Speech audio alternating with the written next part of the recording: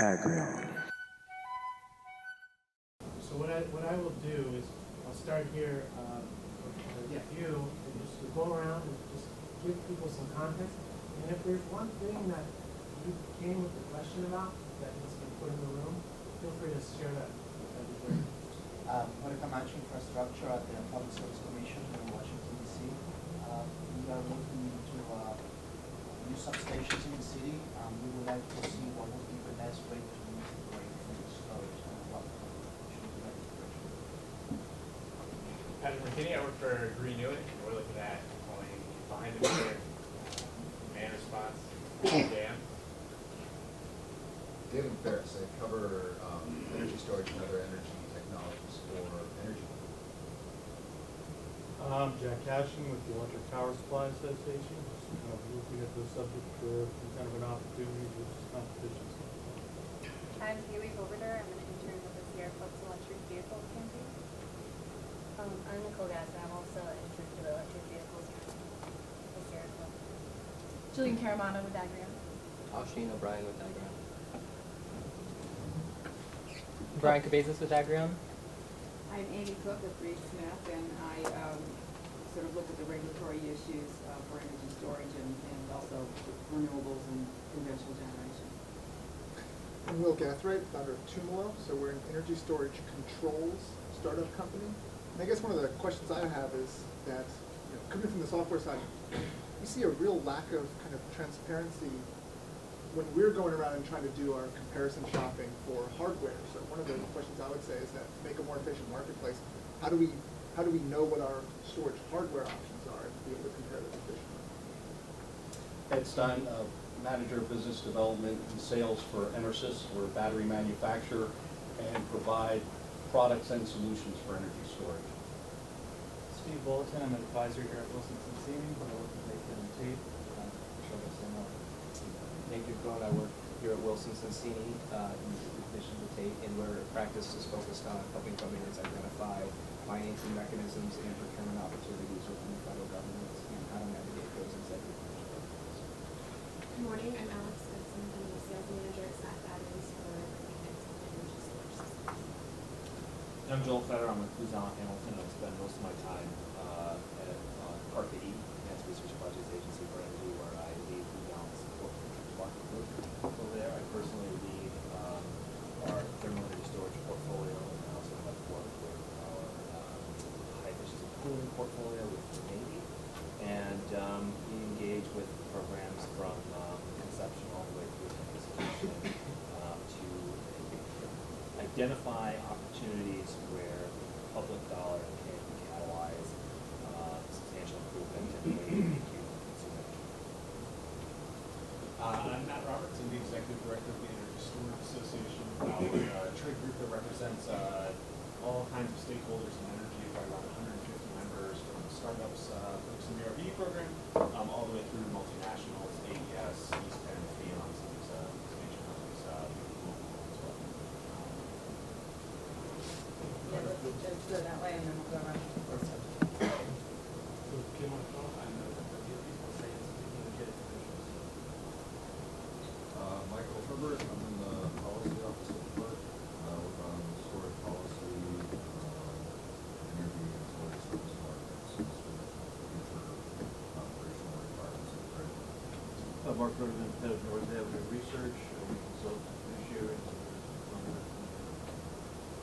I'm Alex Walker. I work for National Strategies, state and local consulting firm, and we have energy and sustainability practice.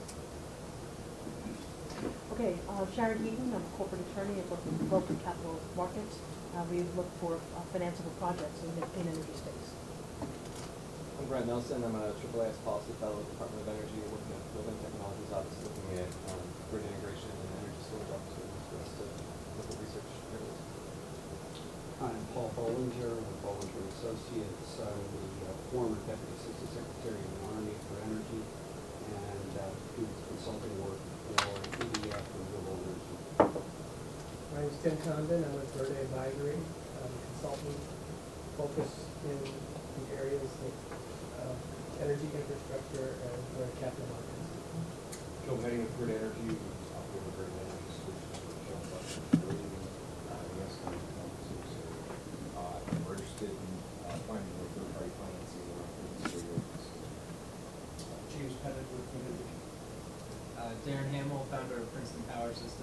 we manufacture power electronics and do controls for microgrids, electric vehicle charging stations, and behind the meter storage systems. Kevin Gorgonfor, I work for the Air Force and I run DOD's plug-in electric vehicle program. My name is Charlie Huddleston. I work for Eagle Picture Technologies. I'm the technical lead for our grid energy storage group. Eagle Picture has traditionally made energy storage devices for the Department of Defense and Aerospace. So we're very interested in this discussion. Casey Chisel, Veridity Energy. Our company was started by the former Chief Operating Officer and Chief Technology Officer of PJM with the vision of enabling the consumer and their growing collection of distributed energy resources and technologies to best interface to markets and monetize those assets in a way that make them look like virtual power plants. So that's a software service component there, and often we're the monetization layer for the assets to the markets. It's something that we do with several other groups in the room. Great, so that worked out well. So my name's Tate McDonald. As Nathan and Steven said, I run our government strategies group here. For our business, we help companies consult and work with the executive branch agencies within the federal government. But on my free time, which is virtually none, what we really do is look for markets that we can use the federal government to leverage the federal government to help the private sector move forward. And one of the areas we're looking at that now is financing of energy storage and using the government contractual vehicles that we work in on a regular basis. We have a lot of clients on the DOD procurement side. One of our clients just had an announcement around Fort Detrick yesterday. So we do a lot of that work, and now we're just trying to take that to the next level to be able to integrate energy storage into that as well. Yeah, everything. That's what I was thinking. Good. Yeah, back to you, and Okay, then I'll good. go again. All right, good. So what we've done is we put the speakers that, and there's a fair many of us, so what we wanted to do is just have each person have an opportunity to spend 5 minutes on a specific area of focus to share with the group, and that would set the stage for us to get into a dialogue and discussion around the idea of developing a roadmap, what are the components of that, and ideally by the end of this we've got somewhat of a vision of how we move forward on that. So to start things off, and I'll just do a little bit of the emceeing between the groups to share their 5 minutes. I'd like to start with Kate on an overall view, and then from there, Matt, just have you complement that with your view of what's happening from being the Executive Director of Energy Storage Systems. So we've been looking at, and it's actually kind of funny, I'll tell a story first, but when I got here 6 years ago, I've been at the firm 6 years, we actually worked for AES to go after one of the smart grid grants under the stimulus. And of course, we all know what happened there, right? None of those grants went to utility scale storage, and those grants ended up going to smart meters. So essentially, I've been working on this topic since we got here and since I got to Wilson Sonsini, and have watched the evolution of what's been funded by the federal government in this market in particular. So we basically 6 years ago went from getting basically very little support within the executive branch agencies within DC, like ARPA-E. I guess we were starting to see some ARPA-E grants about 5 years ago. But 6 years ago, we had very little to work with in terms of federal grant dollars and options for energy storage companies. A lot of work was being done in the labs within DOD and DOE, but we were seeing very little larger grants come out because of the way the ERE programs in DOE are structured, where there's not an exact place for energy storage. So as a result of some of that early experience that we had, we really started digging into how can we take the pots of money that are appropriated by Congress every year and expand those to include energy storage opportunities for energy storage as well. And so that's when we originally had some clients go through the early stage ARPA-E awards, become successful within that to help move energy storage forward. And then about, I would say 3 to 5 years ago, we started to work a lot more in DOD and really look at the pots of money around DOD that we could find funding for energy storage. So 3 years ago, one of our clients won the first a grant for the first integrated energy storage 1 megawatt PV demonstration project in Fort Wayne. So we went from virtually nothing to small grants for technology development to grants for the deployment of demonstrations.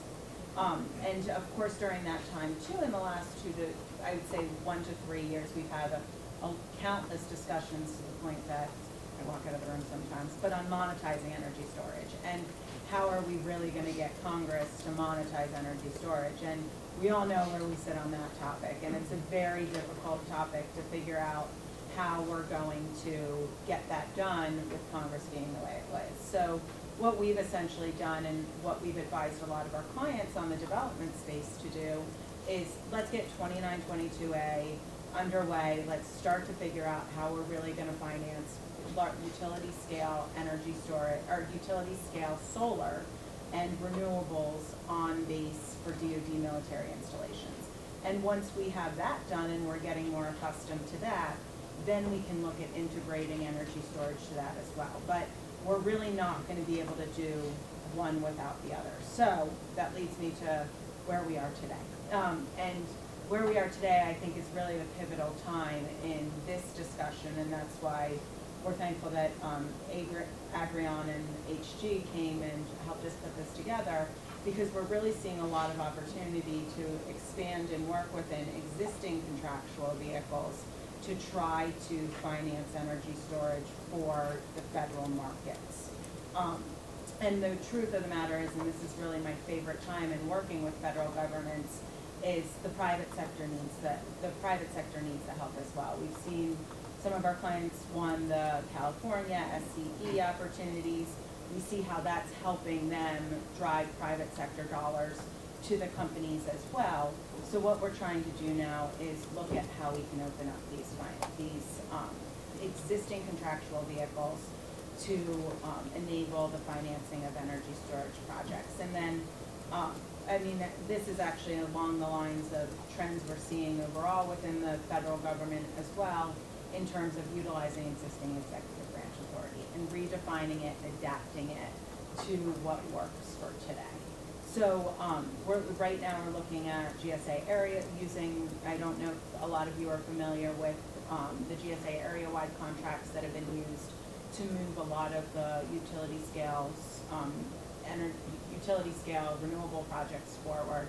We're looking at if we can, and talking to GSA about if we can figure out how to finance energy storage under that, with selling power back into the grid and monetizing different revenue streams to actually make that cost effective. And then another thing that actually just came to us last week are discussions being had over at OSD in terms of morphing a new, I believe right now it's an iteration of 2922A that would actually enable the financing of energy storage under that. But again, these are just the vehicles that we're looking at to drive this forward, because we think this is going to be the way we can do it, more so than trying to monetize energy storage or anything else. Quick question before we head over it. Is the 2922A, does that relate to the 1 gigawatt goal for each branch service? Yeah. Okay, so there is a goal. Do you know when those goals are due? Yeah, the goals are due at variable points between 2017 and 2020 across the services. Okay. And basically, there are 3 vehicles being used to actually meet those goals, and that's going to be a direct PPA with the utility, the 2922A, where you have a PPA between the services and the company, and then a GSA area-wide contract where you're going through existing GSA contracts. And so that's why we're looking at these 3 vehicles that are already successfully being used on the DOD procurement side to figure out if there's a way. And that's why we need conversations like this, because there really is a lot of work to be done, but we think we're getting, I'll take one more. One of the other things we've been looking at and doing a lot of work in is using the loan guarantee programs for financing energy So, we've made some headway there. We figured out how that fits in over there, especially with when companies have the offtake, offtake contracts and making that affordable. So, but the work still needs to be done. Okay, thank you. Yeah, loan program office is quite a bit of money out there as well. It totals about $40 billion across 3 programs, but the renewables has $4 billion. Yeah, so there's definitely a lot of money there. I'm not talking about it quite a bit. The new executive directors and directors are doing a good job over there. I think that's a good introduction to this though, and it talks, I think that you touched on a number of places where there is funding within the federal government that can help bring a lot of these projects along, which is obviously something that we look at as well, but, I think the other side of what ESA has been focused on the last, I guess, 4 or 5 years much more aggressively is around regulation and kind of how to create market structures that will make this sustainable, that, we'll be able to put the project in the ground and it will be profitable for the next 20 years. A lot of this has been done through FERC and some of the activities there. There have been a lot of champions of FERC over the past couple of cycles there who've seen what the value of storage and other solutions along these lines. I know we often call storage the silver bullet or something like that. Always drives me nuts when I hear that. Mostly because silver bullets are pretty expensive, but also because it's one of many solutions. It's one of demand response is going to be a part of this. Efficiency is going to be a part of these solutions as well. As you said, Congress is probably going to be pretty inactive on energy. We'll see if they move on the ITC at all. That's up at the end of this year, going from 30 down to 10. Energy storage can qualify indirectly for the ITC, so it is something that does have an impact on storage right now, even though storage isn't kind of a full-blown qualifier, which is sort of a nitpicky thing, but it is how it is right now. There's still activity going on in FERC, still conversations going on in FERC as well, around other ways to be able to enable storage markets and be able to get storage into the ISOs and RTOs. And one of the good examples of that is pay for performance and what was done around that. That really helped open up ancillary service markets in PJM for energy storage technologies to go in. And it seems to be a very successful program there. It's reducing the overall energy demand. They're using these faster responding resources, getting better grid performance. With those resources, one of the projects is actually your guys' project as well, is the SEPTA system, which I think is a great example of what you can do with storage. Just so people, it's the Southeastern Pennsylvania Transit Authority. It's kind of like the Washington Transit for Philadelphia. Yeah, and it's a regenerative braking system. I'll probably miss part of this because there's a lot of moving pieces in this. So it's a regenerative braking system. It's able to capture that energy and be able to use it in the ancillary services market amongst other benefits that it provides. So it really gets into stacking of benefits that is part of this modernization conversation. So, as we said, Congress not exactly moving quickly. There's some opportunities at FERC to continue the conversation around how to continue to evolve this. I think the 2 big drivers we're going to see, though, is one, the EPA clean power plans, at least from the federal level. Clean power plans, they've pushed back a little bit on when the deadlines for that is. Originally supposed to be, I believe, July, when they were going to be introducing these plans, but now it's been moved back a little bit. But one of the good signs is a lot of places are banding together. So Governor Ritter, who's out, former governor of Colorado, now runs the Center for the New Energy Economy. He's organizing all the WEC states together. So everyone out in the Western Interconnect out there. That group is kind of all working together to come up with a cohesive plan to address this. So I think that I think the way that EPA approached it was interesting. It offered some flexibility. And I think we're going to see some interesting results from that since there's a lot of good people kind of rallying together to work with this. So I think that that's going to be one big impact. And the other one, which I think is a little more salient to some of the folks in the room, is around this idea of resiliency. When we talk about resiliency in the private sector, it's usually around things like Sandy and some of these kind of major weather events that we're seeing.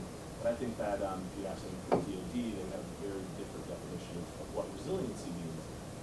It's something that is very hard to monetize in the private sector. How do I get 2 cents a kilowatt hour because we're more resilient or whatever the case may be? But I think the military can put a much more kind of concise value around that, which can be more of a model for what we can do in the private sector. So So I think more than half the microgrids, I think that stat's still accurate, are being developed by DOD, and or throughout the branches. So I think that has been a bit of a market driver, but also kind of a bit of a model to look at and say, where is the value proposition? How is that value being realized? And how can we apply that out in the private sector as well? So I think that those are kind of big concepts. But really, looking at market creation, looking at market drivers. The mandate out in California is a bit of an experiment. It's very interesting to see, but in the long run, it's going to be market creation that actually moves this forward. So if it's just a 1.3 gigawatt market, that is not very exciting. Good, thanks. I think it would be helpful then to shift gears to Cameron going forward to talk about your experience having received money to run a project that is private public sector partnership where you're actually deploying storage solutions with electric vehicles across 3 wholesale grid operators, and kind of experiences to date, challenges, and vision moving forward would be great. Well, it's all been a dream, and everything's going exactly to plan. But, yeah, that's right. On time and on budget. Yeah. Well, the budget's pretty fixed. Let's not talk about time. But, so as the only DOD representative here in the room, I'd like to just say that Navy has offered to fund any project you want. Usually if you just go ask for text me, that's cash. But, I have a weird role in the Defense Department. So I work for the Air Force. Currently, last year I did a transition job. I was in the installations, energy and environment division now over in acquisitions. But the reason I'm here is really my last job, which is running DOD's plug-in electric vehicle program. So broadly defined, the job was to figure out strategies where we could get as many electric vehicles into our non-tactical fleet as fast as possible without spending any more money than we otherwise would on vehicles and without degrading our mission operations. So pretty straightforward.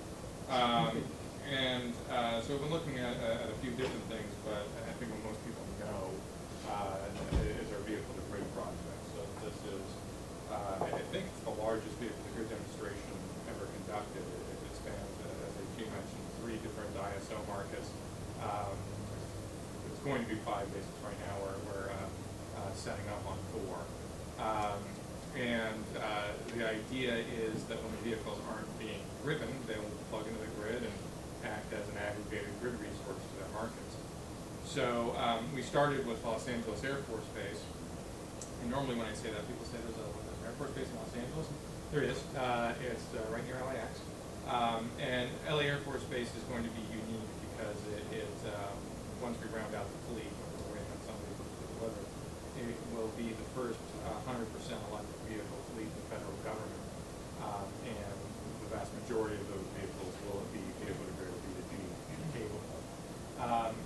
So in order so I'll focus on LA, I just realized that we're doing on a smaller scale that same demo on 4 other bases. In order to set this up, an incredible amount of work. I mean, just the sheer number of stakeholders that had to be involved, I think we counted that about 50 or 60 a couple weeks ago. So there are internal things that we have to be able to control. So, for example, we're now essentially using electric vehicles as an industrial control system. So there are rules around setting up industrial control systems on military installations. And so we had to basically isolate the grid infrastructure for the electric vehicles from the rest of the base. It's all under the same master meter, but it's segregated. Then we had to isolate the comm system from the base's network because we need to get certified to actually be part of the base network. Then we had to get authorization to use an external internet service provider. And that's the stuff we did internally, piece of cake. And then we found, actually really in parallel, we found that California didn't exactly so much have rules and policies that would allow a behind-the-meter resource to bid into the CAISO market. So we went to the Public Utilities Commission and we got a resolution passed, so we fixed that. That was pretty easy. And then on top of that, working with Southern California Edison and CAISO and CPUC on metering and telemetry rules. something we're still working on. We went and just sort of bit the bullet and installed 3 separate meters, all collecting the same data, going to different people. And so we've gone through that now. And so really at this point, all we're waiting on is a bunch of small vehicle manufacturers to develop vehicle-to-grid technology and deliver it. And so we're pretty close on this. So the vehicle vendors are a matter of weeks away from delivering. We actually have an interesting partnership with Southern California Edison for LA specifically, where they're going to test every charging station, every vehicle before it's delivered to the base. So do factory testing, then we do the Edison testing, and then it's delivered for part of the live demo.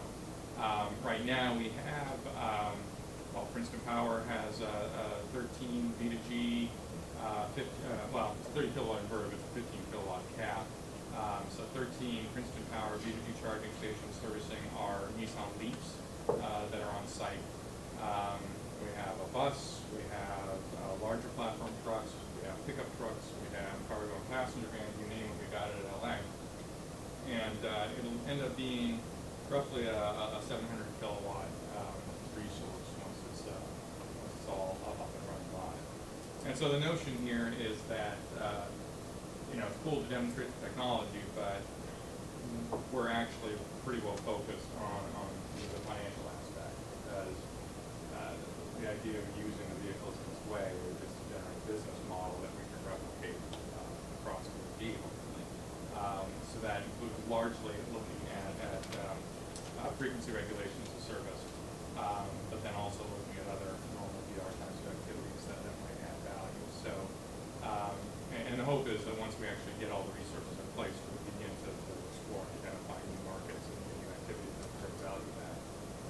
But needless to say, it's kind of tough to do, but we're out doing it. And then the other locations, just if anybody's interested, Fort Hood, Texas, Andrews here in Maryland, and Joint Base McGuire Lakehurst, which is in New Jersey, southern New Jersey. So we have 2 in PJ and 1 in ERCOT, and 1 in CAISO. The 5th that we're going to add, we're still negotiating which base it's going to be, but it will be a Northern California installation. And that one isn't going to be doing frequency regulation. That's going to be doing approximate response. So anyhow, that's the short story of what we're trying to do. And I like how you highlighted that, how important it is to have the PUC involved. Oh yeah. I think that's sometimes often missed key stakeholder in terms of when you hit policy roadblocks. Well, and I have to give my standard shout out to the state of California. We have 3 or 4 agencies that are, really weekly, where we're in conversation with BC, CAISO, CEC, we have not weekly but monthly. California Resources Board has been involved. Pretty much everybody's made it together to get this done. And the hope is that when we're done with this project, we'll have created a replicable model for other PG applications, other energy storage applications, even with this this resolution that the PUC passed to let us do this behind the meter stuff. We wrote it in such a way, we didn't write it, Southern California wrote it, but we encouraged it to be written in such a way that if we prove it out, other folks should be able to come and do it. And all the equipment that we're developing is standards based, so everything's EL 7041 certified, and then based on common open standards. So folks at Princeton, if anybody wants a V2G charging station, get a card and a Nissan Leaf, and be sure you ask Nissan before you use the Leaf to do V2G. But in any case, there will be many vendors on vehicles, charging stations, software systems, and again, hopefully with a policy framework in place to be able to do this on a broader scale. That's great. Yeah, and really great transition there to talk about from your perspective as a credit partner on this, and having that role as the inverter being at the intersection of so much of it that's going to happen around storage. You could share some thoughts. Yeah, sure, thanks.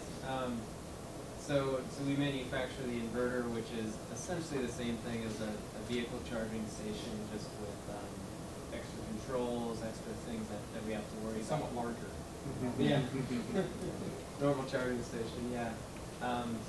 But yeah, I think that it's a good transition. You know, we've been involved doing pilots in the industry for a long time, since 2001, and things have evolved a lot. There are still some technical challenges to work through, but what we've definitely seen happen over the last several years, the economics have improved a lot for batteries, for solar, and for other energy technologies. The performance has improved a lot as well, so we're very confident saying that in the next several years, some of these technologies will be so good and so inexpensive that a lot of these economics will just work. Like, there will be no question that installing batteries at your building will provide backup power and it will pay for itself by running some kind of service.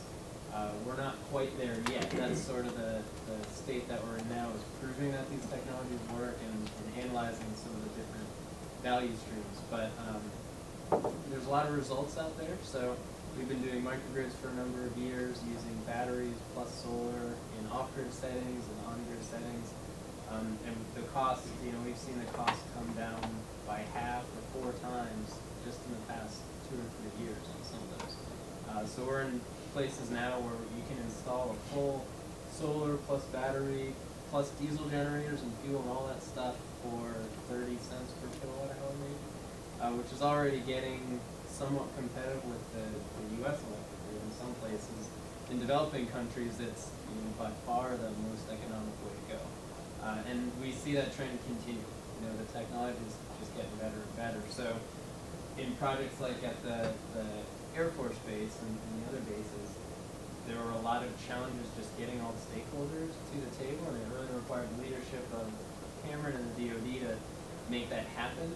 I remember getting shoved in a room with Nissan and us, and them saying, what do you want to do with our nice car that we spent so long designing? And a lot of those barriers were kind of broken through, and we're able to run DD services with the car, treat it literally just like a battery on wheels, because that's what it is. But there are, you know, a lot of safety and interconnection things to work through. But we're getting there, and I think that's the key, is that now that we have a lot of pilots out there, there are plenty of pilots that people can look at and say, hey, this works. Now it's really about the economic piece. And I am pretty confident that while today we're talking about how do we stack these values up, get multiple value streams to kind of just barely break even and have this make sense, we might be looking back in 5 years and saying just one value stream that pays for itself easily, and then we start thinking about resiliency. Well, everybody wants a backup power system, but nobody wants to pay for it. But if it can pay for itself and then be available for backup, it'd really be kind of a no-brainer. So I think there's also going to be that education component, talking to utilities and end customers, that's possible, that you can get backup power. And with advanced batteries, new technologies, there are ways that it can pay for itself by running these other services. Yeah, so that's great. That's very helpful. Hey, let's shift gears then and get another private perspective from 2 different storage companies. Got Eagle Pitcher here and South. So Charlie, I'll start with you, and then Alex, you go next. So, a sense of your role. You've had a relationship with the military that goes back quite some time. You also have a wide repertoire of different technologies and chemistries that you can apply to certain use case situations. So if you could just talk a little bit about maybe some specific project or approach that you're taking to this point. Yeah, so I'll illustrate a couple of things. One being a project that we've been lucky enough to work on with the DOD a little bit indirectly. We're a subcontractor for a small business, Airgo Technologies. We're working on one of the first energy storage installations to be installed at the INRAL Energy Storage Integration Facility. So we feel very lucky to be involved in that project. That project is a very good example of some of the challenges that us as developers are running into here. One thing that Eagle Pitcher we ran into is that these different features, these different services that these energy storage devices can provide to facilities such as backup power, resiliency, those have completely different cost systems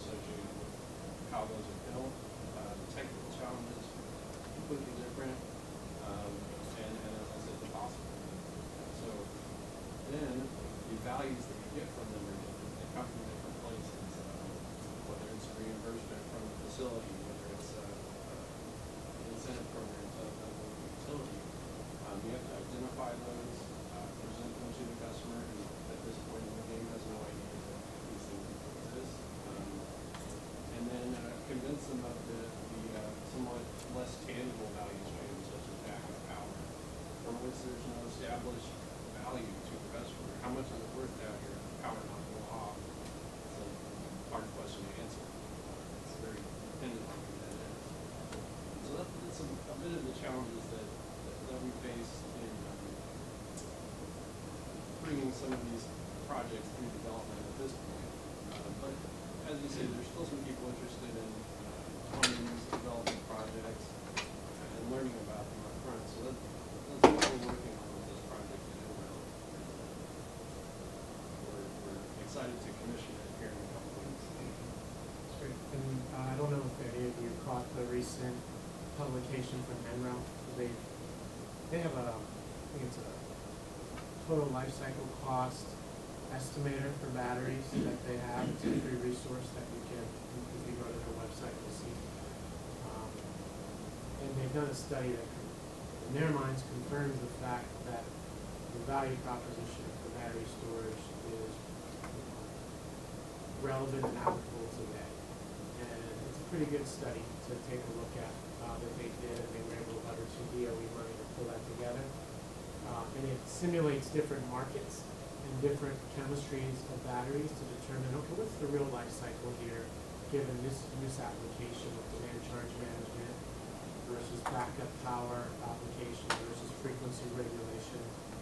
When do I need to expect to have to do a refresh on my cells, and how does that play into the long-term financing?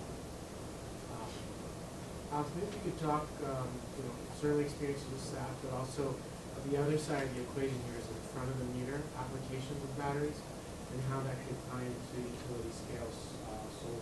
Yeah, absolutely. So I work with SAP. We're a battery manufacturer. We manufacture different chemistries within lithium-ion and outside of the lithium-ion grid. And I specifically focus on grid-connected energy storage. So we integrate power electronics and power up to the grid. So we many storage applications that have been installed in front of the meter, grid connected, in addition to the battery meter applications, including the one that Matt mentioned with SEPTA. So on the in front of the meter side, obviously there's market structure in place of PJM, like Matt mentioned, it's a commercial kind of developer field coming into money out of the PJM market. There's certainly merchant risk associated with that, and different institutions that are managing that. In addition, on the in front of the meter side, we do see resiliency applications, particularly when utilities are getting hit with severe key fines. There's a lot of outages at the end of distribution grids. We have a couple projects where, through the PUC, without getting into specifics, we were able to rate base energy storage deployments for resiliency efforts. So it's difficult. We need to be able to stack values. We hear that a lot, and I get frustrated hearing it as well. It's easy to say. We really have to work closely with not only our customer, but as everyone else has mentioned, all of the stakeholders involved in the process, which is through interconnection, utilities, customer, different manufacturers within the project. But I guess that's a quick answer. I'm not sure the resiliency project I'm thinking of in specific, we don't mention many times the customer name, but it's also integrating with a large utility scale PV array that we're able to use with the battery in case the distribution line is shut down and there's a fault on it. So we're certainly able to integrate with PV solar. Now that wasn't a value stream when the PV was installed, and it certainly wasn't part of the PPA. So that's where it gets tricky, where you're able to monetize the benefit of having that storage. Is it upfront in your PPA, or is it a benefit to the utility? So I'll leave it at that, but I'm sure we'll get into more detail. Yeah, we were setting up a good discussion here. I think we're getting a good sense on sort of battery storage. Joe, we talked about your interest in thermal storage, making sure we don't miss that important component to storage, which has a very specific application, but in terms of its ability to create efficiencies, it's pretty unparalleled in that second. Right. So,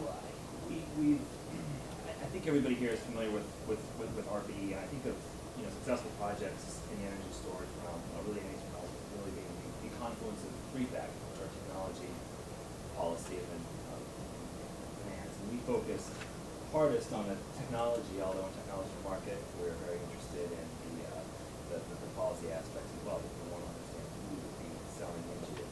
So we've, as I think folks know, initiated development of a number of novel chemistries starting back at the inception of RPE for a while. The bulk of our portfolio, about a third of our portfolio is energy storage, R&D, and we've been continuing to pursue that. We have our open folder right now, which is got a number of storage related applications proposed for funding it. We also have recently launched our Charges program, which is a initiative where we wanted to address the issue where lab scale developers were producing single cells, but they need to be able to test them. And we wanted to test them in a real world environment and be able to communicate out to the stakeholders what the performance was, and also be able to validate issues or address issues of fundamental issues of physics or chemistry before those manufacturers, before those entities went to try and manufacture. So we've been trying to push technology from seed novel technologies and then push them into the market through mechanisms like this. When the invite from Agrion came out, it actually came through our folks at the Department of Defense initiatives, principally around the Energy Initiatives Task Force, and more recently in the Relations Projects Office at the Navy, which is delighted to pay for the project. And in the context of a roadmap, which is the subject of what our discussion is here, in addition to the policy mechanisms that I think are really crucial, even though I haven't spent a lot of time at REPO, having worked with the Department of Defense energy initiatives, developing strategies and executing them in the past, I think that there is a real challenge, not just in the Department of Defense, but anywhere, in filling that gap between the high-level policy that gets handed down to Congress, CEQ, or whatever the body may be, OSD, and the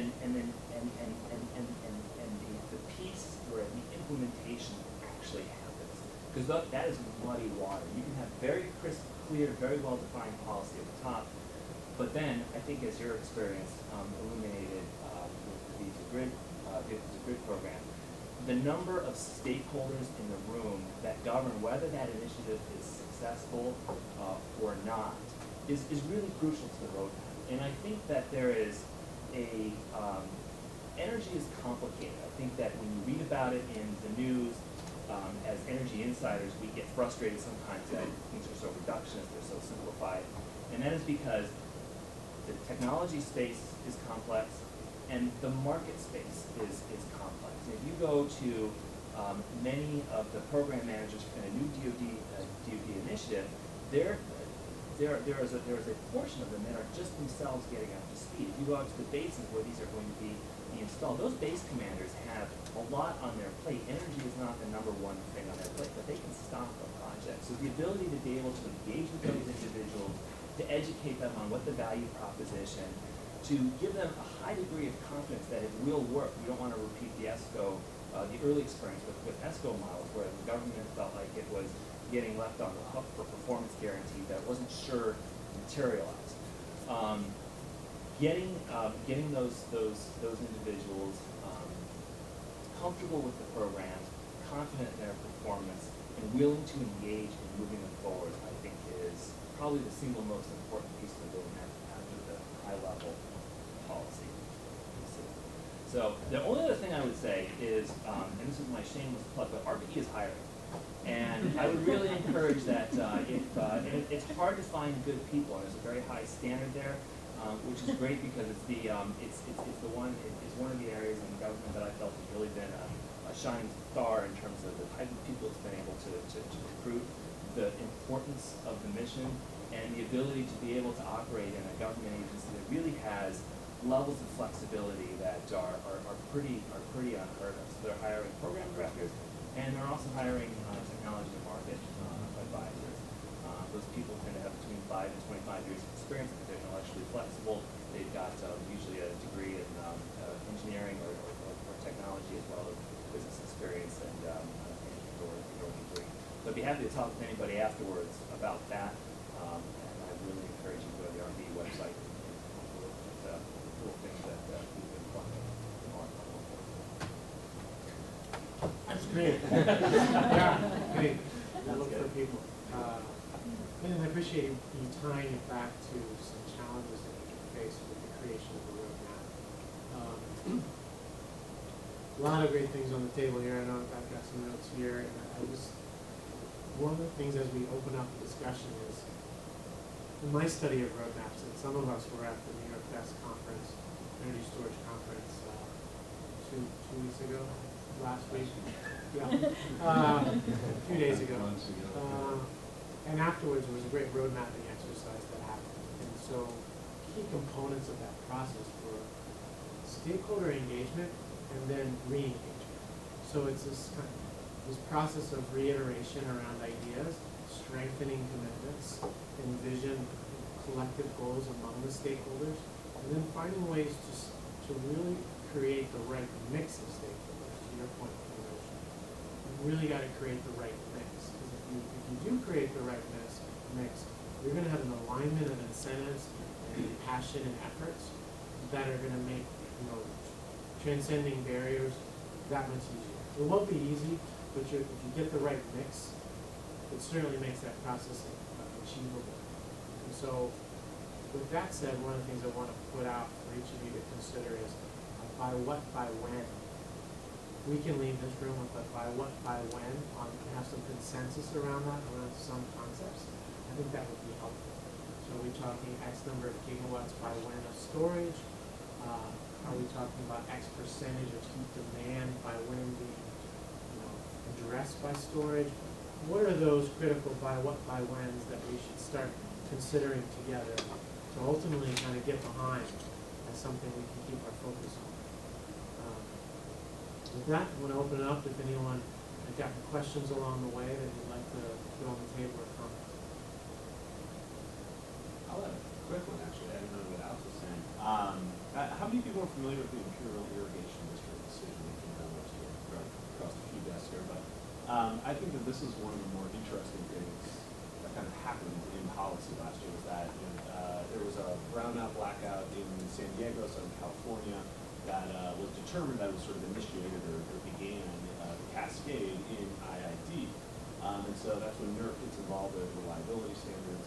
And they came through and basically said, you guys started this. This was a problem that was preventable had you been better prepared, and therefore you have to install energy storage.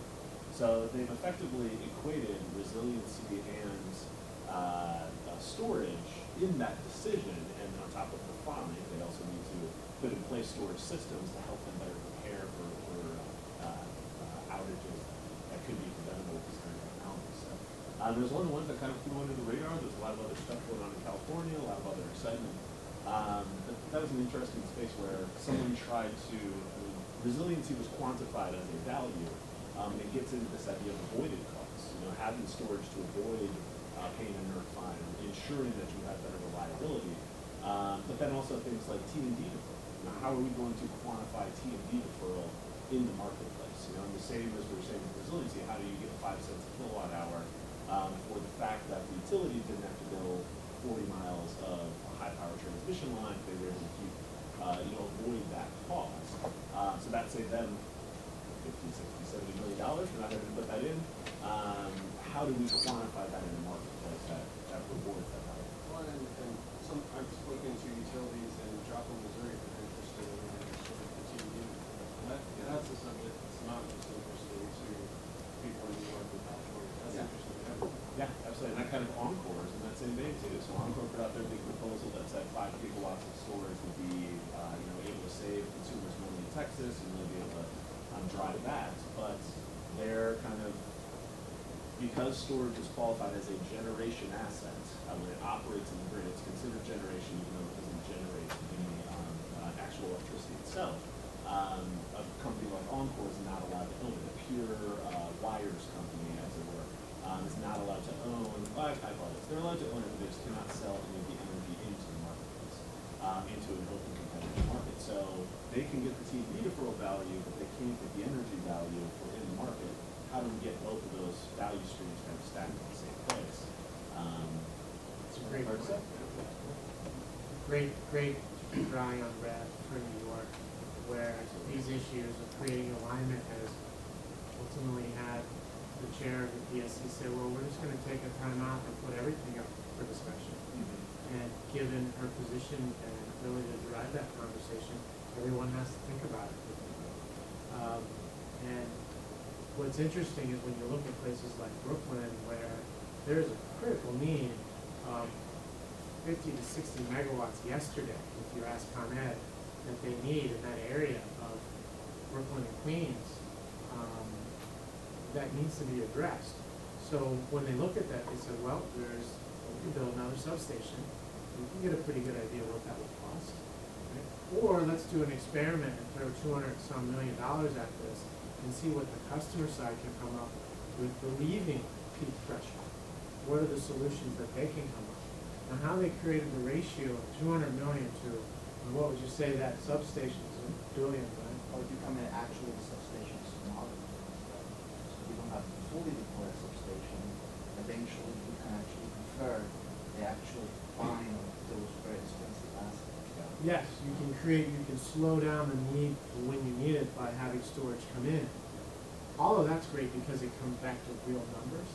And the more those numbers can create ratios of percentage of storage for avoiding cost, that's very encouraging to creating those clear market signals that can get where we need to be on cost being lowered, get where we need to be on finance really coming in, because if we're talking infrastructure avoidance, that's a much clearer market signal than whether the frequency regulation price is going to be there in 3 years when there's 200 megawatts of frequency regulation in the market.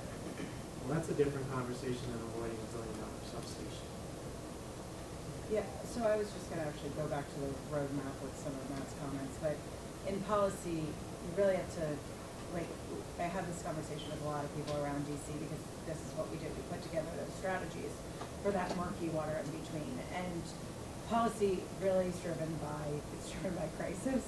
So I was in California last week, and one of my partners said, once we have a good brownout, all our problems are going to be over. We're going to be good. But the problem is, and they're working on this nonstop. So what this comes down to for me, though, and this is my counter argument to that argument that policy is never going to be driven until you have a crisis. But we can put all of this stuff in place where it works.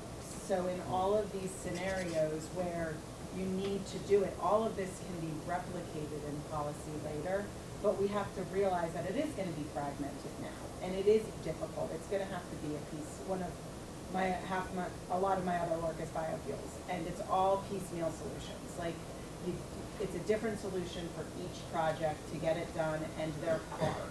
And this market, one of the things that attracts us to this is it's very much the same thing. And until we have, like in biofuels, until the price of oil skyrockets again, which is not anytime soon, we're stuck with these piecemeal solutions, right? And all of those piecemeal solutions, though, create a precedent to move forward from. So the by what, by when, I think is really, we need to look at what we can do near term to enable the market long term. And there's a lot of good examples using the projects that have been done that can be replicated a little bit short term, and that way we're positioned once the conversation's been mainstream. I want to talk about it. Yeah. I think there are a few people who are actually, it's vertically integrated utilities, others who can own all these value streams that are able to realize it faster. So I think munis are really good targets to look at this kind of stuff. Co-ops, another place where they actually, have ownership of more of the value streams, and they can realize these types of projects perhaps faster than other angles. Would a military base, say at Fort Meade, kind of start to move towards the direction of being seen as a muni? I would think so. I mean, they have a pretty big footprint. They have their own energy equipment on site. I mean, these are all they have more skin in the game on this than others do. So they've gone through some privatization of key systems like water, et cetera. But maybe that meets your model. Yeah. And then also though, someone else can anticipate from that, I don't believe DOD can sell energy to different markets. Is that correct? You have to do it through a third party? No. Okay. I mean, we're running off regulations, so we're Yeah. regulations. So, I don't think there's any way DOT would agree with that. But that's what's part of the discussions that are starting. Yeah. And how that would be done, right? Because it's just a vehicle. that it's done. Yeah, I'm not sure. Yeah, I don't think there's any real prohibitions on it, because, like, I mean, we've got a lot of renewables on the basis, right, and then there's energy. So typically those are third party. Again, I haven't heard anything about the statutory. Yeah, that prevents you from exporting and stuff. I think it's a market, right? If you're, I don't know how to do it, but if you're vertically integrated. In regards to the value service, let me give you a little perspective. If we're doing the mundane city work now, which is very important work, I had an opportunity to, for over 15 years, to do DOD work. And as you know, Lawrence Berkeley came up with the value service. I mean, it's not a perfect tool, but you kind of gauge how much will it be to be without power for an hour or two. But we have to be very cognizant that an hour of two of a forward deployed battalion in the middle of the Middle East is going to be very different from somebody in the front circle playing PlayStation, correct? So these are the things that we need to have in mind. I mean, who is going to be our customer, and what's truly that value in regards to having that available energy. Yeah, I mean, I imagine the average consumer residential is probably offline for an hour, 2 hours a year to kind of average it out everywhere. And that doesn't matter to me. I mean, lights and cables, play cards, it's not a big thing, but when it comes to commerce or comes to industry, that's becomes very important. So I have a question. You know, I know we're kind of DOD roadmap, and I'd be interested, I know on the commercial and private side, where the values are, whether or not we get compensated for that. But what is the value to the DOD for that base and essentials, and when are they looking at B2G?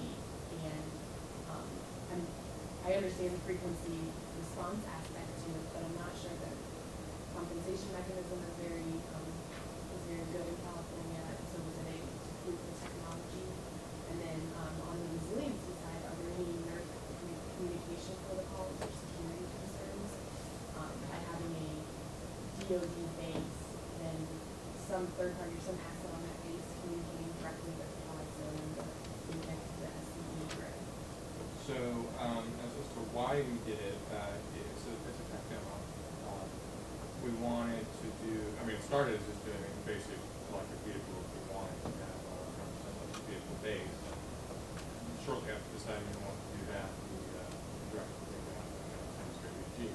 So one more, on the technical side, did you have to modify BMS in some week to be able to discharge that bidirectional functionality in the vehicle? Yeah, well, so we didn't have to Nissan provide them to us, but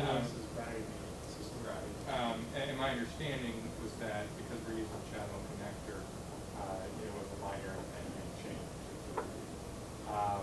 And so that's that. And then on the security issues, yeah, words cannot express the challenge of getting through the approvals to be able to establish these communications with KISA and some California Edison.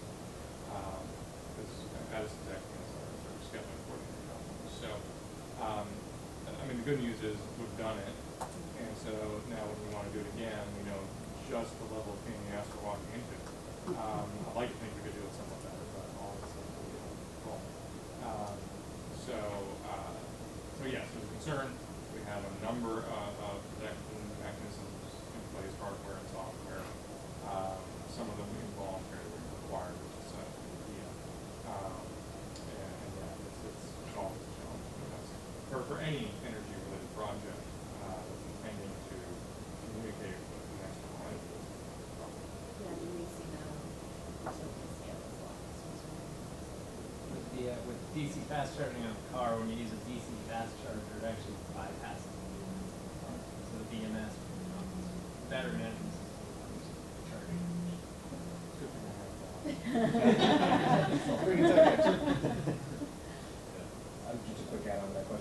your cyber command part of that? You have to be clear. No, Cyber Command wasn't part of it.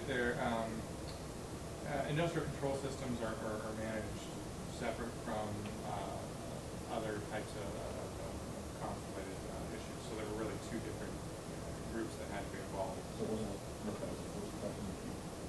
Well, the installation level force protection folks certainly looked at it, but it didn't escalate. I don't believe force protection is not beyond the installation. On the cyber side, it did, and that's part of the ICS certification protocol. And to be clear, I mean, we have what's called an interim authority to test right now. We don't have the permanent authority to operate. We're working on that. In order to have the permanent authority to operate, we have to have our systems. Well, previously it was called ICAP certification. Now we're moving over to this standard. I think though we started when it's still ICAP, so we'll have the ICAP certification, and then that's being worked as we have the interim authority. So what's the ultimate goal? I guess, who is technical control, what is the community's interest, and why Yeah. are they deploying these services? The ultimate goal is to reduce the cost of operating a fleet and enhance their mission capabilities. The fact is that the vehicle with exportable power give you a number of options that you would otherwise have. So that's less of the demo at LA though, because LA is more of an office park than an actual military installation. And so, but the other bases are more typical bases where there's probably greater opportunity to explore. What else can we do on a base we have to explore? It's effectively almost any physical payment stuff, right? I mean, to reduce that cost, if electric vehicles can reduce their overall cost with this technology, DOD's almost obligated in some ways to kind of move that. Oh, we're statutorily obligated. Yeah, exactly. There's actually a law that Yeah. if EVs become cost competitive, the rest of the people will supposed to apply here in front. Yeah, just to highlight how I think really transformative the efforts these are to opening up the space of storage. We work with military bases, we work a fair amount with Fort Meade, and there are plenty of opportunities for storage at that base. Plenty of opportunities in a great zone, critical. I think the Washington corridor, when we talk microgrids or when we talk storage applications, is really a critical need zone. And if we can create significant progress in critical need zones, that's going to create the momentum. When you look at the distribution utility, when you look at the location of Fort Meade, and you look at the overall critical operations that happen at Fort Meade, any way that you can improve, control of load, electric load at that site, improves mission assurance and resiliency. As there's a group called the Defense Logistic Agency, which has a short list of demand response providers that are able to integrate with military bases and provide demand response services. Translation of that is we can be a conduit for revenue streams to the military base through this approved designation. The trick is what happens when the revenue starts coming in, because the hardest thing I've found is giving someone a check. And we like, I have the check, but I can't take it. But I have the check, I can't take it. So the model was that you would credit the revenue off of the supply side, so that there was, the benefit was applied, but you weren't stuck holding a check. When you start working with frequency regulation, you create some pretty sizable revenue streams that will have all those communication challenges that you mentioned. That if there's precedent, that even if it's a small, narrow path of precedent, that's very encouraging to be able to put the time in to get whatever the NIST certification or DICAP certification is at those key bases. Because now you've created effectively a pathway for you to use storage. Just reminded me another pain in the ass. The flow of money is ridiculous. So we have two options. When we receive revenues through this type of service, we can hopefully get it applied as a credit on our utility bill, which is fine. But for an electric vehicle, then it's kind of weird because the revenues are being generated on your vehicle's fleet, but it's being realized by the folks who pay the utility bill, which creates some interesting dynamics between people who pay the bills. So that's the first option. The second option is there is a fund account within the Department of Treasury that we can deposit money into. The problem is we don't have the authorization to withdraw basically just throw it into a void in treasury. We actually made it after being quite make it through to actually get the authorization to access revenues that was generated. Yeah. But this is where you make so much progress, then you just hit a wall, and what do you do from there? Well, I mean, eventually, I suppose you end up with a net positive balance on your utility bill. But you know, I mean, not that we'll ever come here to that good detail, but I mean, in principle, I mean, that's where it ended up. But knowing some of these, so and I'm curious your thoughts on this, so I'm gonna kind of pose it as a statement, then turn it back over. But knowing these issues, one of the things we've been looking at is behind the meter and GSA, so using like a GSA schedule and a leasing model to actually lease the equipment to the base directly so they have more control over it, so we're not dealing with all of these issues. And so we're gonna go to the Navy for this first, not for a check, but the point is, I'm curious if you guys have looked at this at all in terms of GSA through the base contracting directly, and using the Well, I schedule. mean, GSA is a partner on the vehicle side, we haven't really done too much on the infrastructure side. The challenge, and not knowing anything about what you're working on from what you just said, but the challenge with GSA on like their vehicles has been that while you can get charging stations and vehicles, they will not install a charging station. And so, and that's for EV charging stations, the biggest expense is installing the charging station. So trying to figure out how to make that work in dealing with real estate transactions, third party. You know, we've looked into it a lot. Now, I wouldn't say we've ruled out, but it does lead you to have to figure out that path. Yeah. If it's in the leasing costs, but I guess you'd have to roll it up, right? Well, I mean, again, so you're going to lease something from GSA and it's going to be installed on a DOD facility. The question is who pays. The same thing. Yeah, who pays to install it, who owns it, how do you handle the transaction? It's probably easier government to government, but still, I don't know. Yeah, no, that's helpful feedback, because this is one of the ways I think we can take your example and what you've done to make it easier moving, to create a path moving forward, but we're still gonna have those same issues. We're still gonna have those same issues. I applaud you. Yeah, they may not. This wasn't just me. How do you bring in the groups, your Amorescos, et cetera, who are in multi-million-dollar project spaces with these spaces? Can they be a effective push or pull here, pull projects through?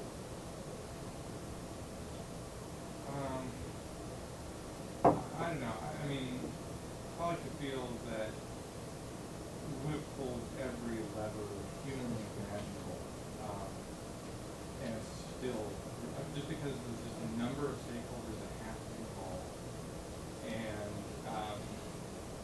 you know, there's no one, and, you know, you guys have been great with us, again, you know, hopefully it's all this much we can work out. You're one player doing one thing, and, you know, just the number of interactions that we have with other folks to get done is pretty staggering. It's not just to be down on it, it's, you know, it's definitely a while, and I think there are a lot of learning that can take place, but I don't think there's just one type of lever. Yeah. But many have been really responsive, and as you're saying, California has been great on some of these things, and you've started to make progress on some of those issues. And here on the East Coast, BGM's been great.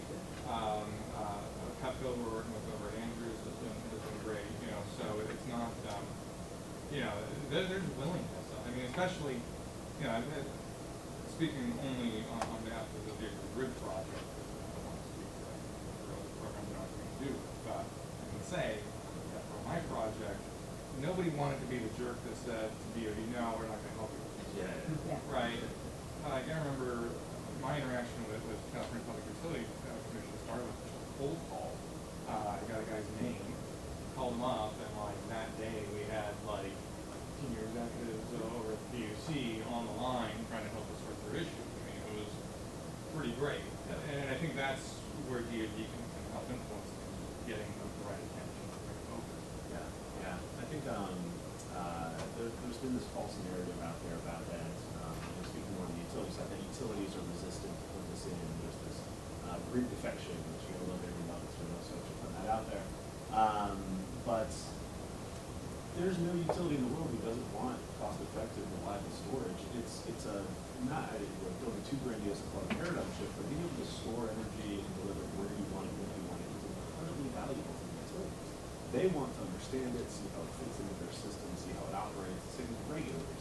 They see the value. It's kind of realizing the value that's been a challenge and kind of being able to give 20-year guarantees and get into some of those issues. How are we structuring contracts? How is insurance looking at this? How do we do these kind of long-term guarantees? Those are sort of the next frontier in all this, to sort of standardize this, I guess, in a way, and just make it a simple business transaction. It should be signing a few contracts and go out for standards. Is it part of the, oh, go ahead, sorry. I just want to pick up on your comment related to the storage and the project and the economics of this. That's what the economics is what's going to drive it. And your earlier comment was a little bit misconstrued as far as the ability of the military to quantify energy security. They first off, to kind of pick up on Cameron's dry sense of humor, they don't want to do it because if you know it, then you have to do something about it. So the energy storage, do you see it being part of large-scale projects because it doesn't stand on its own economically, or how do you see that playing out? I think there are definitely places where it does stand alone economically, where things like a lot of the PJM projects, where it's pay for performance is in place, and once again though, that's an economic incentive. It's not structured as a literal dollar-to-dollar value of energy saved versus benefit to the grid operator. It's effectively set up as just kind of a standardized multiplier. In ERCOT, they're looking to do it differently. They want to be paid for value. They're not sort of regulated in the same way. So I think that there are plenty of places where storage is cost-effective now to work on its own, especially when we look at things like peak load replacement, and kind of offsetting some of these really expensive, inefficient energy sources that we use. If you use a peaker 7 to 10% of its actual capacity over the year, it's all of a sudden a $2,000, $3,000 a kilowatt hour device, and that's something that's an easy bar to get under for numerous technology. So I think that it's those opportunities exist now. I think that there's some incentives that are going to be modified over time and kind of reduced over time. Same with the ITC is most likely going to be reduced. I think on that same vein. But it really is finding ways to create, I don't know how you really put it, I guess creating market structures that are replicable. You're finding unique problems with ERCOT that are different than PJM, and you're going to find unique challenges in Arizona that don't exist in New Jersey. And if you took the top 10 markets in the U.S. and kind of took their best little features and put them all together, you have a very functional, great energy system. But we're very piecemeal in this history. Unless you just added all of this functional parts. Yeah, exactly. But yeah, no, there are great programs all across the country, each doing kind of little pieces of this, and figuring out how to get those all combined into a best practices that is shared and socialized amongst the different PUCs and different operators should be really good. To that point, is there any effort to sort of do lessons learned that kind of, yes, it is all piecemeal, but it doesn't have to be in terms of like a community interest. And I think to David's point, you're motivated by a lot of internal things, but presumably one of the things you're motivated about is catalyzing private investment and making this kind of something that's important in the squeeze of the economy. But to do that, you've got to come up with models around merchant risk. How do you handle merchant risk? You can't come to a financing group and every time talk about the really piecemeal ways this has been done. Sometimes works, many times not. When you talk to you've got price stability, this market. Unless you've got a kind of codified way to say, well, there's a lot of people out there that agree. This slide shows you different ways to think about merchant risk based on these lessons learned and these things done over the last 5 years. It's very, very hard to cultivate people who actually know about the financing, even when they do make sense. We can make sense. So to that point, is there any effort to do that, or is that something you can help with? A huge part of what we're doing. So right now we're taking on all grids rather than buying vehicles and charging stations, installing them, developing the software, driving the vehicles. But there's a huge amount of effort for, well, again, considering we're vehicles, so it's a totally different scenario than normal energy storage. So we have a whole project dedicated to just looking at battery degradation and comparing that to normal driving, to be able to produce a data set that we can convey. Also, the reason why we're not at just one base, because that was something I had to defend repeatedly early on. Why not just start small at one base? Because one base isn't going to tell you the range of complexity in actually doing this on a real scale. So that's why we're in 3 different markets and 5 different bases, is to get a sense of that nuance from ISO to ERCOT to PJM. Now, obviously, we can't get it every market, but 3 was what we can justify and do reasonably, so that we can sort of figure out, okay, well, what's the range of variance, and are there other opportunities beyond the ancillary service markets that we might be able to tap into in any of these areas. So, short answer is yes. That's the central focus, aside from showing the technology works, is to figure out what are the right economic models and be able to produce data back it up. Now, that said, I'm not convinced that anybody really cares. I'm not. I think that we can produce more data than anybody else. I don't know what organization you would. If you're a financing firm, then yes, maybe that would be great. But groups that do financing for this type of work, I'm not sure. I'm not convinced that any amount of data, other than actually having 1 million vehicles on the road doing this, and having 10 years worth of actual life experience, is really going to matter that much. I think it matters a lot. But you have to have. Well, it's a good thing we're doing it now. You have to have context. That's why we're on it. Bring it through lessons learned to actual accepted, industry-wide accepted merchant risk models and how you deal with risk.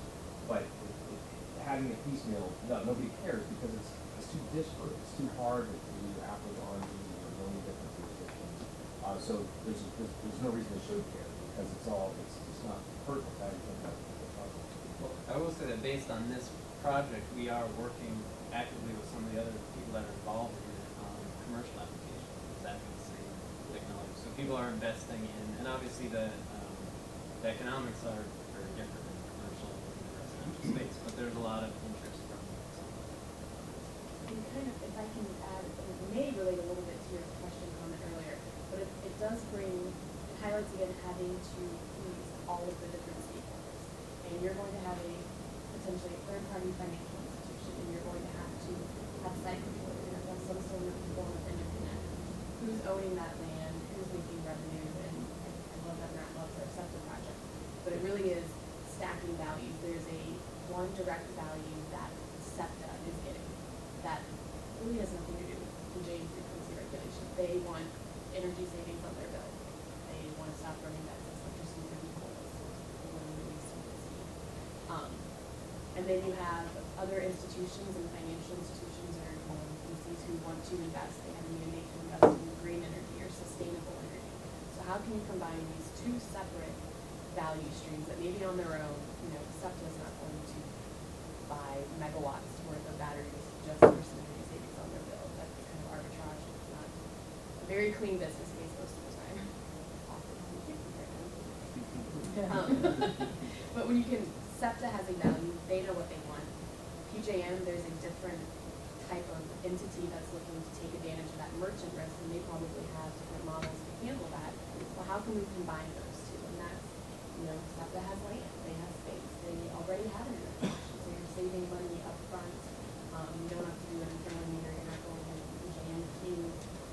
So it's certainly still piecemealed, and unfortunately, different people within the industry have different experiences in these projects, and certainly forums like this help bring us all together. But and I should actually caveat my other thing too, because it's also a champion that can help, a crisis or champion that can help bring this together. And I think in the DOD side, we've had a lot of people interested, and I don't think it's that people don't care, it's just that we haven't had anything move forward to bring this all together. Well, you can be interested, but if it doesn't make you money, or if it doesn't make your boss happy. And if there's some, in the DOD side, it's not money, it's your legacy. Yeah. And to Paul's point before, they don't want it, it's too hard to quantify. That's why when I say monetizing energy security from a DOD perspective, it's trying to actually develop that resilience, and the resiliency quantification, DOD just, we haven't been there.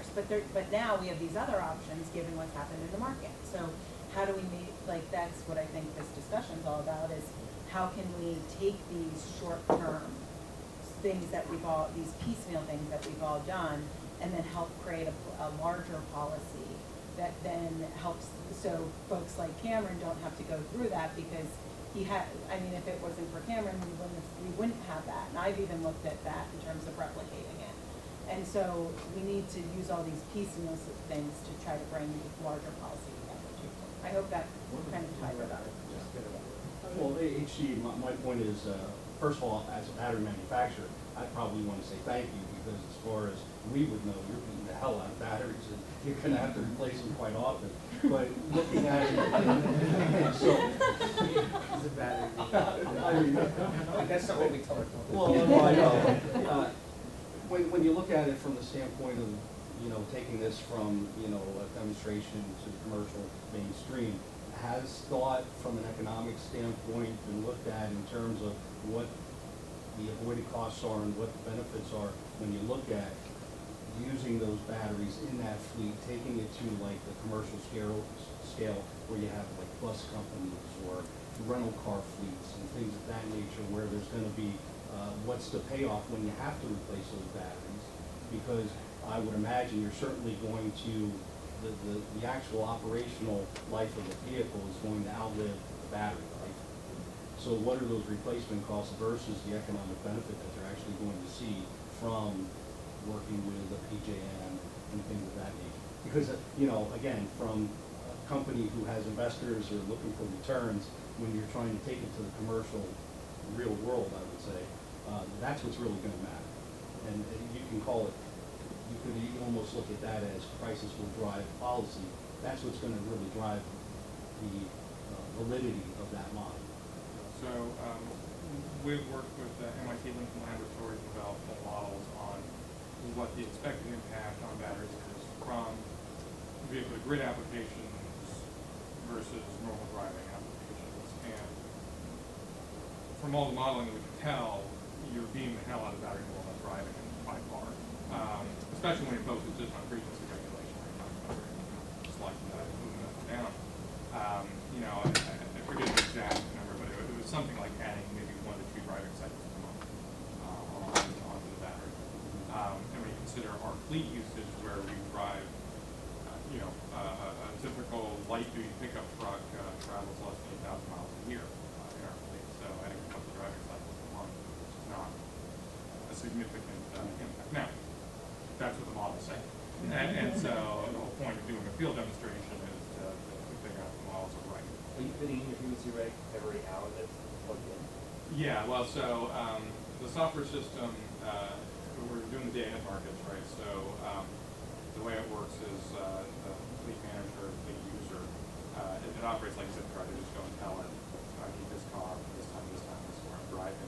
And the whole optimization that schedule, charging the vehicle to meet its next anticipated usage. And then I'll play on top of that, the structure of the bid per vehicle and aggregate together.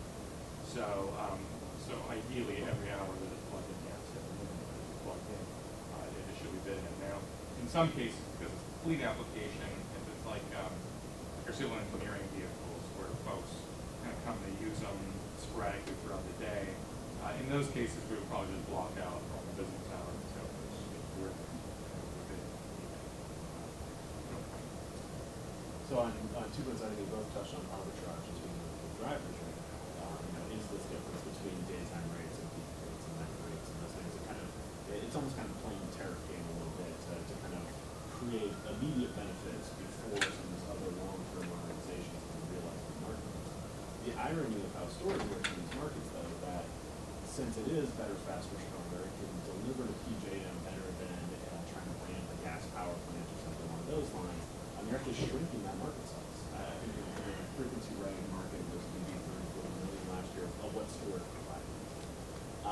And every single storage device that goes on actually shrinks how much is needed, because it can deliver what was being done by a gas power plant may have done taking 12 megawatts to deliver, the storage only takes 10 because it's faster and more accurate. So it just kind of, it erodes its own markets in a lot of ways. And so that's one of the interesting challenges that gets into the T&D deferral as well. The first one saves you $50 million. The second one saves you $5,000. You know, it's not the same savings can't be realized without a strategy around where it's being deployed. And I think that gets into the stakeholders of bringing the utilities to the table on this. What does their heat map look like? Where is the congestion on the system?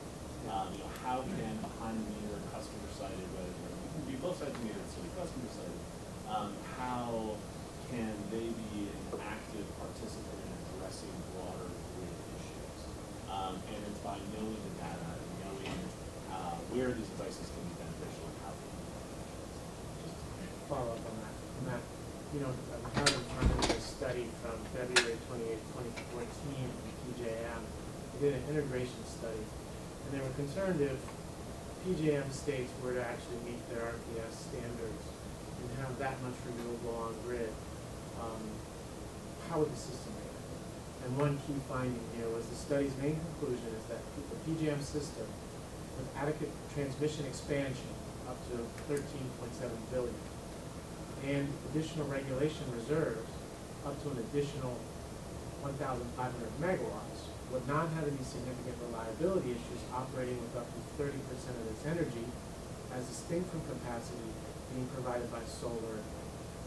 So that's a counter argument to the idea that we're just cannibalizing the market, because if we tie this, say, back to the 1 gigawatt, 3 gigawatt goal here, when those gigawatts show up in PJM, that's going to apply pressure on the need for frequency regulation.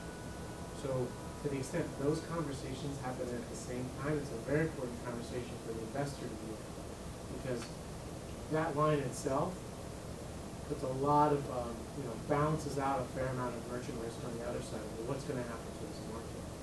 And to the extent they can work hand in hand, I think you start hedging things. You bring up the other point of what's the premium we're paying for flat rates for electricity?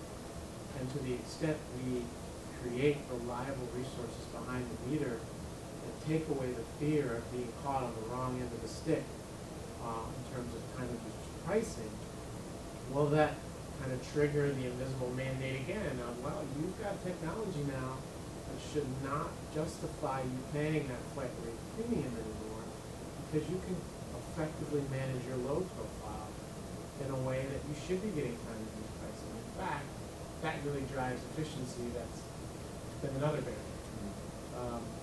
I want to just take a moment to check in on the roadmap commitment we're making here, and put on the table what I see are some key milestones. So taking barriers and kind of retranslating them into milestones. One is, I think, a certain level of margin via market access. So having viable markets that deliver a substantial, whether the market be from the distribution utility level or the grid operator level, but that delivers a certain margin of economic value that is direct commercial signal for the investment in storage. So in New York, it's a different mix than it would be in PJM. New York, you're going to lead with demand charge management. At roughly $30 a kilowatt, you're in the $300,000 per megawatt range gross value in savings. And what we're seeing with that level of savings and where prices are going, people on a 10-year horizon are willing to get in the mix with storage. So in PJM, you have a similar kind of result where you get to about $300,000 in revenue from frequency regulation, provided you're in 24/7. Can you finance that? I don't think we can. Not yet. So that's one of the, I was just going to mention, that's one of the things we've been talking about with the DOE loan guarantee program. And I think that this goes to that gentleman's point as well, in terms of how can we put the structures together to start debt financing this as well? Use all of these good examples to start debt financing. Because I'll say some professional risk, like we've had how to value the frequency reg in PJM, and people have done it, but it's hard. It's like trying to do your own calculus with taxes. It's complicated. Your taxes change every 2 seconds. Yeah, and it's and the analytics underpin that, and I, talking to folks, I've said that,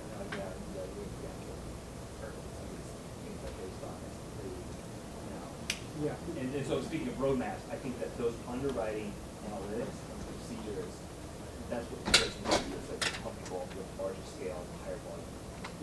That's a good point. And I will say from PJM that they are considering doing a forward market on frequency regulation. They don't want the risk of this market going away to keep what they need to come into the market. So they're stuck with this, come in, but if you do, I'm gonna burn you later. They don't wanna have that contradiction. That doesn't fit the direction they want to go. So there is a possibility, and there are committees around the idea of creating a forward regulation market that would provide certainty. Probably have some premium to do it, but that's another way to get to it. Yeah, so that one's there too. So let me just see if I'm on track here with what we've got. The market access with a margin, a viable margin on savings or revenue. In key markets, going back to the concept of where is the need. Let's concentrate our focus on need points where we can get the greatest support to make something happen. The other is how you handle the flow of money once there is actual money or value, creating a virtuous cycle of investment. So a milestone would be having a project that could actually take the value that it creates and be able to reinvest it in a way that's most strategic to the growth of it versus being thrown, over the fence to the U.S. Treasury. Just having some example of that.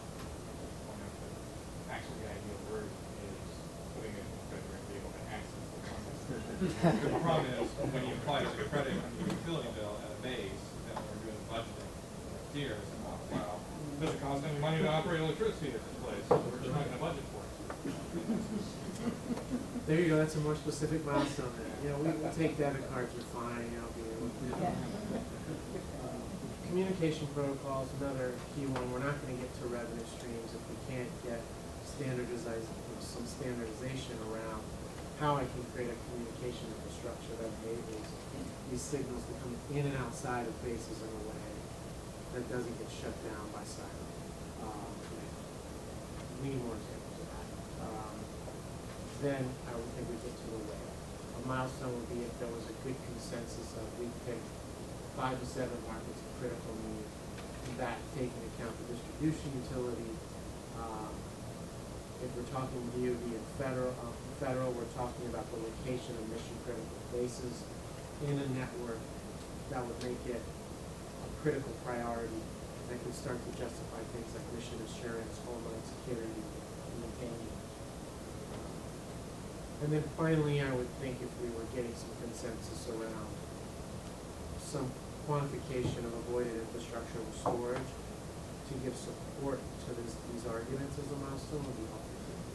Those are ones I'm coming up with as we're talking, but I just wanted to throw them back into the room.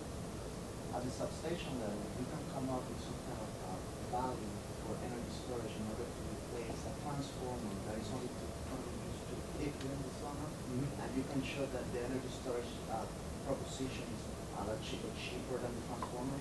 I think that wouldn't see.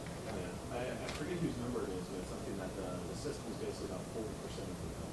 And that we're just trying to address 3 hours, 1 day in office, and we have all this excess, billions of dollars of equipment that is just to deal with that 3 hours. So, a lot of that's already in the ground, so that means if you use storage and we can use that more efficiently, we'll be able to leverage that as we continue to grow our business.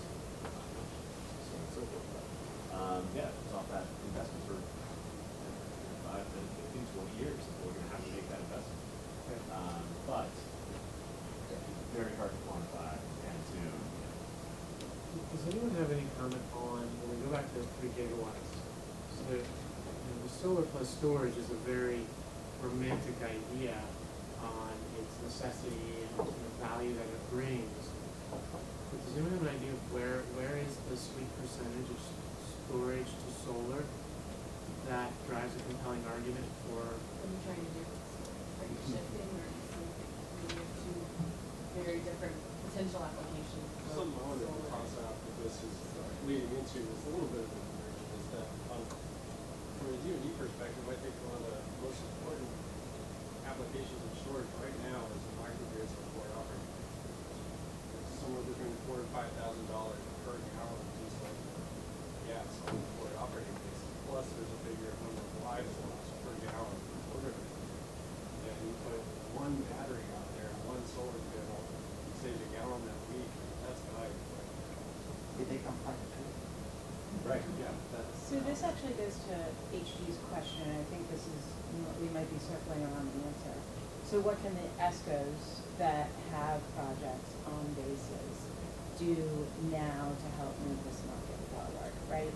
And what we are seeing, which I think is good for the battery manufacturer, for the hardware manufacturers in the space as well, it's working for my clients, is we sit there and we say, okay, we're gonna partner you with one of those on these opportunities, like Guantanamo Bay just closed. So it's an ESCO opportunity that's vanadium flow storage is in the proposed, we put vanadium flow storage in, or a battery in the proposal. Again, it's a winner's, we don't know where it's gonna go, right? But that the ESCO started to get comfortable enough with the technology, started to get comfortable enough with the market and the opportunity within the market. And that's what today, right now, we can do that those folks can help the new companies and the new battery manufacturers start to bring that together. And then once they get comfortable with it there and other forward and because it's all about timing in terms of what comes along when, right? So Guantanamo Bay is the one most recently. And then we have a few others coming up. So, but that's what can be done now, and that's where they can start to get comfortable with the technology and then deploy it more broadly. But I think that that's part of the roadmap, in that you have to bring everyone together, and everyone needs to continue to come together to talk about what the technology is, because the technology is a lot further along than it was 2 or 3 years ago. That would have never happened when Hawaii and a lot of the areas in the Pacific were being revisited 3 years ago, were being looked at for this, solar 3 years ago, none of these technologies were there. So it's about bringing everyone together now that the opportunities are coming up again. But that's where it can start, and we can do exactly what we tried to do on solar and replicate that again with the integration. Inherently must be inefficient if you do 3 gigawatts and none of the 3 gigawatts has any real clear direction to be non-grid fired. Yeah, and some of it, well, there's SE projects in the mix that the Army's looking at now. There are Navy projects that the Army's looking at now. It's all gonna be, it's not gonna be that much of it, right? But the goal, I think, is, but maybe there's a number we can put around that in terms of a roadmap as a whole. That we're getting to megawatts per, and we know the timeline for the 3 gigawatts. We know what the portion of that should be megawatts of storage that do either shifting, shaving, or provide critical assets for, when you get into a situation where you're able to take the solar offline, via, some power inverters, for instance, that enable a good co-optimization with generation and storage. What's that amount that should be thought of now when this is happening, and contracts are being cut? See where Puerto Rico is 30% or 33%, something like that. Yeah, no, for their mandate for storage. So I think that if you put new, is that not going through anymore? I don't know that it's Staff is there, I don't know. You know who else is brave enough to go into the Puerto Rico market? Look at that first one in the summer. Yeah. I don't know that it's a percentage of your PV capacity storage, because every battery chemistry and technology is going to perform differently in the same application. So there's technical. There can effectively leverage me as their firming, as their shifting, those kind of things. I think that it's been tied because that's the market now. The market now allows for that. The ITC pays for that. It gives you a credit on the storage device. But I think that there's a bigger concept of storage as a standalone. It doesn't know what it's doing, right? It's just handing out electrons. It doesn't care who asked for it or what that electron's purpose is going to be. It doesn't know if it's firming or doing ancillary or providing capacity. It's just responding to a signal. So if we can figure out, this gets into the more smart grid, how do these things all communicate? How do we know what to get from where when?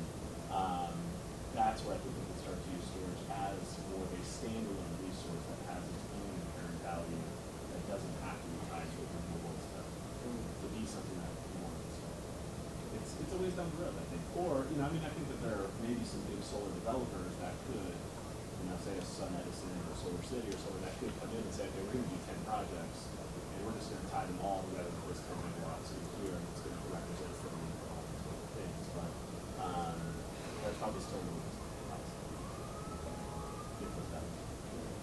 No, well, we have a solar storage portfolio specifically, and even the math that I've done says that, well, first of all, if we look at the market, the solar companies are trying to storage. Right? We are selling to but clearly, that aspect of what I'm saying, these two go together naturally. The math I've done suggests that the economics are tough to do storage if you don't have frequency rate or demand charges in the mix. So that raises the question of arbitrage. There's not a lot there, so you really have to charge play to the customer site. That said, you know, if costs keep coming down, I mean, I think when we set up grids at RPE, they throw out $100 a kilowatt hour and everybody laughed at that. Now it's not quite so fun anymore because it's getting down to $450. But I think you're going to have some reduction in costs in order for that to be, you know, scale of business. Yeah. I do think it's important to note those certain partnerships are very behind the meter focused in regions where there are incentives. Right. So it's not a pure commercial opportunity, there's incentives, And I think depending on the region. There's market stuff. I mean, I'd be curious if you guys follow the rampant cities in California, which I can't understand how you make money out of that yet, but they're huge. I mean, there's just like gigawatts of like, you know, rampant capacity, and that's because of the solar. So, you know, it's So let me take that concept of ramping, and I want to be cognizant of our agenda. And we're going into the ability where we can get up and walk around and talk to everybody. First, I want to thank everyone who came. Especially want to thank those who took the time to prepare comments and speak. It's been really helpful. Hope you found this to be a worthwhile morning to be here, and I would also like to recruit some people willing, willing to carry on the discussion in some type of periodic meeting in between when we meet again. Because, and Brian's here at the end of the table, and he can also help with those who are willing to step forward and just give a little bit of your time, not a lot, but to help. We need to solidify these ideas into something we can work off for next time. The other thing we can look to do is look at throwing up a LinkedIn group where we can have the ability to communicate that way. But let's try to keep the dialogue going and have it kind of land on paper. And we're getting there on a by what, by when. We're getting there on milestones and goals. But let's just keep working that, and I think we're on a good path. So thanks again for coming. We've got time, and Brian, I'll leave you the last word. Sure. Thank you so much, HC. Thank you, everybody, for participating. Obviously, having such a great panel really led to a lot of great conversation. I just wanted to make 2 points.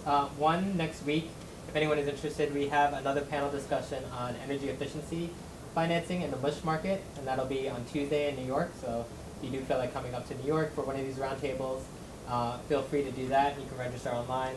And second, thank you all for coming out on St. Patty's Day. Happy St. Patty's Day to you all. And yeah, with that, the recording will be available in a couple days after this meeting, so feel free to follow up. Before the group is all pretty quick, in regards to interaction with the grid, the National Electrical Safety Code has an open comment period that is going to end May 1st. They have section on energy storage. I encourage you to go to the IEEE National Electrical Safety Code website and please provide comments, because we're looking into the code right now. Thank you. Thank you, everyone.